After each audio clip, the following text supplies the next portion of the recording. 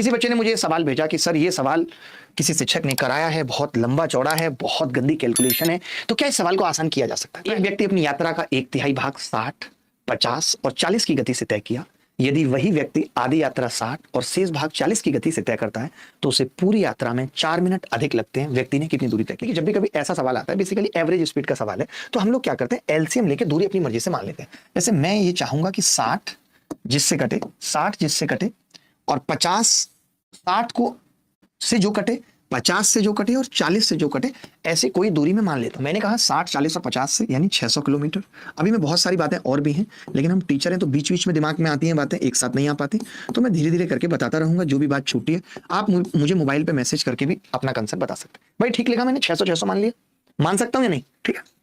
आपने कहा कि ये 60 की स्पीड से जाएगा तो मैं कह सकता हूं 10 घंटे लगेंगे 10 घंटे।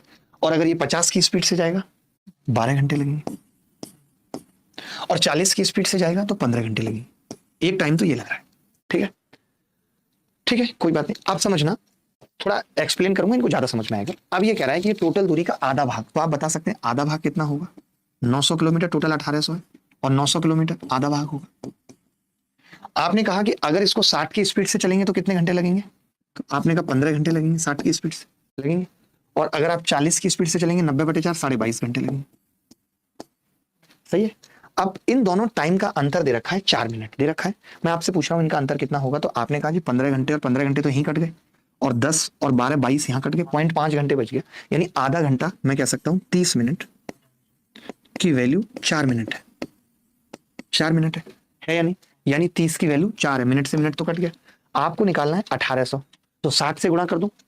60 से गुणा करूंगा तो 1800 किलोमीटर कितने के बराबर हो जाएगा? 240 किलोमीटर के। अब आपने देखा कि इसमें ना कोई गंदगी नहीं है, कोई अपॉन बटा सटा फटा ये कुछ नहीं है। तो इससे क्या होता है ना कि दिमाग नहीं थकता। पलाश भाई समझिए, मैंने खुद एग्जाम दिया है इतनी बार, मैं ये जानता हूं कि अगर आपका तरीका मुश्किल है उत्तर निकालना, एक सवाल आपसे किसी ने पूछा, आप उत्तर निकाल देंगे मुश्किल तरीके से।